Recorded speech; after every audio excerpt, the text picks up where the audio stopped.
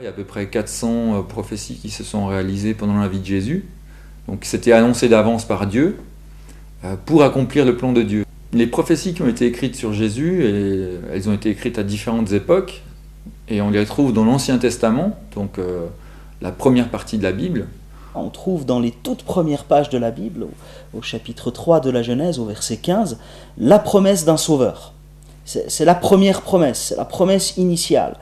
L'homme et la femme, dans le jardin d'Éden, viennent de tourner le dos à Dieu, et Dieu, immédiatement après ça, promet un sauveur qui doit venir. En général, les gens qui les ont écrites ne savaient pas de qui il s'agissait, ou de qui il parlait, mais en tout cas, ils savaient qu'il parlait d'un sauveur futur. Puis cette promesse, on la voit se préciser au fil du temps, au fil des livres bibliques. Elle devient de plus en plus précise, on a de plus en plus d'indications. On sait que ce sauveur va venir, on sait qu'il va être en bénédiction à toutes les nations, on sait qu'il va faire du bien, on sait qu'il va sauver, on sait qu'il va souffrir. Nous l'avons dédaigné, nous n'avons fait de lui aucun cas.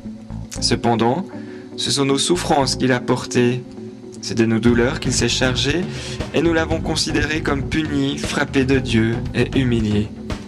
Mais il était blessé pour nos péchés. Et petit à petit, on apprend qu'il va naître d'une jeune femme, une vierge. Voici que la jeune fille est enceinte, elle enfantera un fils, et lui donnera le nom d'Emmanuel. Emmanuel signifie Dieu avec nous. Et puis on apprend même qu'il va naître à Bethléem, une petite ville, mais c'est bien là qu'il naîtra. Et la suite de l'histoire dans les évangiles nous démontrera que ces promesses étaient vraies et qu'elles ont été tenues.